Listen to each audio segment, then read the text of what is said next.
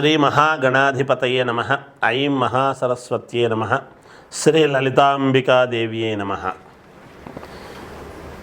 శని వక్రగతి అనేటువంటిది ఉన్నది. అంటే మామూలుగా ఇప్పుడు కుంభములో ఉన్నాడు అనేటువంటిది మేమే చెబుతూ ఉన్నాం. అయితే కుంభములో ఉంటూ మకరము వైపు వక్ర దృష్టితో చూడటము వలన ఈ ప్రభావము కుజుడి మీద కూడా పడుతూ ఉన్నది అనేటువంటిది ఉన్నది. అయితే ఈ శని వక్రగతి ఎప్పుడు ప్రారంభము అయి ఎప్పటిదాకా ఉంటుంది అనేటువంటి విషయానికి మనము చూసుకుంటే జూన్ 29 నుండి, అంటే జూలై నుంచి అనుకోండి, ఏముంది ఒక రోజు 2 రోజులు, నవంబర్ 15 వరకు కూడా ఉంటుంది. అంటే 4.5 నెల పాటు ఉంటుంది అనేటువంటిది ఉంది. అయితే ఈ శని వక్ర దృష్టి కరెక్ట్గా ఎదురుగా చూడటము వేరు, వక్రముతో చూడటం అనేటువంటిది ఒకటి ఉంటుంది కదా. అలా చూసినప్పుడు ఈ 12 రాసుల వాళ్లకు కూడా ఎలా ఉండబోతుంది అనేటువంటి విషయానికి మనం ఇప్పుడు వస్తున్నాం. ఈ 12 రాసుల వాళ్లకు అసలు మేలు ఏమిటి, చిన్నపాటి ఇబ్బందులు ఏమిటి అనేటువంటివి తెలుసుకుంటే దానికి సంబంధించినటువంటి విధి విధానాలు మీరు చూసుకోవడానికి మేలు జరుగుతుంది. కుంభరాశి వాళ్లకు శని వక్రగతి వలన జరిగేటువంటి లాభాలు ఏమిటి అంటే చాలా అనుకూలంగా ఉన్నాయి. అనుకూలమైనటువంటివి వస్తాయి. ఉద్యోగాలు చేసుకునేటువంటి వాళ్ళకు కానీ, లేదా ధనపరంగా రావాల్సినటువంటిది రావటము కానీ అనూహ్యముగా వస్తుంది. కానీ అయిన వాళ్లతో జాగ్రత్తగా ఉండండి. కొంచెము భార్యాభర్తల మధ్య సఖ్యత అనేటువంటిది చాలా అవసరము. ఏదైనా కోపం వచ్చినప్పుడు, ఆగ్రహించినప్పుడు ఎవరో ఒకరు తగ్గినా ఎటువంటి ఇబ్బందులు ఉండవుగాక, మేలు జరుగుతుంది. యోగవంతముగానే ఉన్నది కుంభరాశి వాళ్లకు అనేటువంటిది తెలియజేస్తున్నాను. ఇక అన్ని రాసుల వాళ్ళు కూడా పరిహారము ఏమి చేసుకుంటే మంచిది శని వక్రదృష్టి వలన, అలాగే కుజుడి యొక్క ప్రభావం వలన అని గనక ఒక్కసారి మనము ఆలోచన చేసినట్టయితే మనము చేయాల్సింది ఏమిటి అంటే, షాపుల్లో నవధాన్యాలు దొరుకుతాయి. శక్తి తక్కువగా ఉండేటువంటి వాళ్ళు ఆ నవధాన్యాల ప్యాకెట్ తీసుకొని పోయి నవగ్రహాలు, ప్రతి గ్రహాల చుట్టూ ప్రతి గ్రహము దగ్గర కొద్దిగా నవధాన్యాలు అన్నీ కూడా వేసి 9 ప్రదక్షిణలు కానీ 11 ప్రదక్షిణలు కానీ తిరగాలి. మరి ఇది 4.5 నెల ఉంటుంది కాబట్టి ఈ 4.5 నెల పాటు ప్రతి శనివారము తిరిగితే మంచిదే, యోగమే.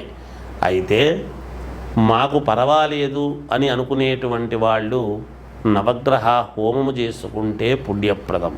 ఒకటి. అటు ఇటు కాకుండా మధ్య మార్గముగా ఉండేటువంటి వాళ్ళు కొంతమంది ఏమిటి అంటే, ప్రతి శనివారము కూడా కుజుడికి సంబంధించినటువంటి ధాన్యము కందిపప్పు, శనికి సంబంధించినటువంటి ధాన్యము నువ్వులు, ఇవి రెండూ తీసుకొని ఎవరికైనా అయ్యగారులకు వాళ్లకు దాన ధర్మాలు చేస్తూ ఉంటే కూడా మంచిదే, యోగమే. ఇక ఇంకా ఏమైనా ఉన్నాయా ఇవి చేసుకోవటానికి అని అనుకునేటువంటి వాళ్ళు ఈ రెండిటి యొక్క ప్రభావము పోవాలి అని కనుక అనుకుంటే ఆంజనేయ స్వామిని ఎక్కువగా ఆరాధించండి, మేలు జరుగుతుంది. ఎంత ఎక్కువగా ఆంజనేయ స్వామిని ఆరాధిస్తే అంత మేలు జరిగే అవకాశం ఉంటుంది కాక. ఇక వ్యక్తిగతమైనటువంటి జాతకాలలో ఎందుకైనా మంచిది ఒక్కసారి మీరు చూసుకొని దానికి తగిన నిర్ణయాలు కనుక చేసుకున్నారు అంటే తప్పకుండా మీకు మేలు జరుగుతుంది గాక. జయోస్. శ్రీ మహాగణాధిపతయే నమః. ఐం మహాసరస్వత్యే నమః. శ్రీ లలితాంబికాదేవియే నమః. మామూలుగా మన జాతకములో గ్రహాలు అనేటువంటివి లగ్నకుండలిలో ఉంటాయి. ఈ శని వక్రదృష్టి శని ఎందుకు ఇబ్బంది పెడతాడు, ఏలినాటి శని అన్నా, శని మహాదశ అన్నా, ఇలాంటివి ఉన్నప్పుడు శనేశ్వరుడు ఎందుకు మనకు ఇబ్బంది పెట్టడం అంటే ఆయా స్థానాలను బట్టి ఇబ్బంది పెడతాడు. శని దేహపీడాకారకుడు అనేటువంటిది మనం గమనించాలి. ఆరోగ్యకారకుడు ఎప్పుడూ కూడా. అయితే మనకు పరిపూర్ణమైనటువంటి ఆరోగ్యాన్ని ఇవ్వవలసినటువంటిది ఆరోగ్యం భాస్కరాది చేతనే సూర్యభగవానుడు ఇవ్వాలి. ఆ సూర్యభగవానుడికి కుమారుడు అయినటువంటి శని ఈ శనేశ్వరుడు. ఈ శనేశ్వరుడు ఏమిటి అంటే విపరీతమైనటువంటి శారీరకమైన శ్రమను పెట్టడం, దేహానికి విపరీతమైన శ్రమ పెడతాడు. ఆ శ్రమ పెట్టేటువంటి దాని వలన మనం శ్రమ పడింది మరి కష్టే ఫలి అన్నారు కదా. ఒక రకంగా మనకు మంచి చేయడానికే చూస్తాడు శని, కానీ కష్టపడి మానసికంగా బాగా ఇబ్బంది పడి చంద్రుడి యొక్క ప్రభావము చేత మనస్సుతో బాధపడి ఈ అన్ని గ్రహాలు కలిస్తేనే ఎప్పుడూ కూడా మనిషికి ఒక ఉన్నతత్వం అనేటువంటిది వస్తుంది.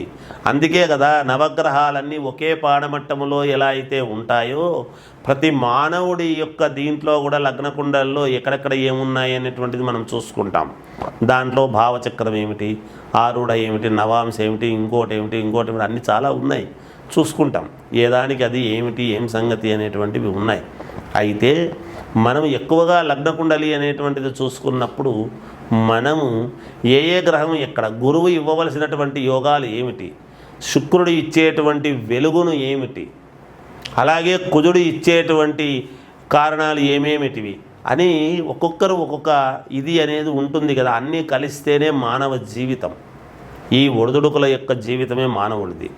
కనుక ఎక్కువగా శనేశ్వరుడి యొక్క ప్రభావం ఎలా ఉంటుంది అంటే దేహము మీద ఎక్కువగా ఉంటుంది. మన కర్మ ఫలితాన్ని మన కర్మండి అంటాం మనం.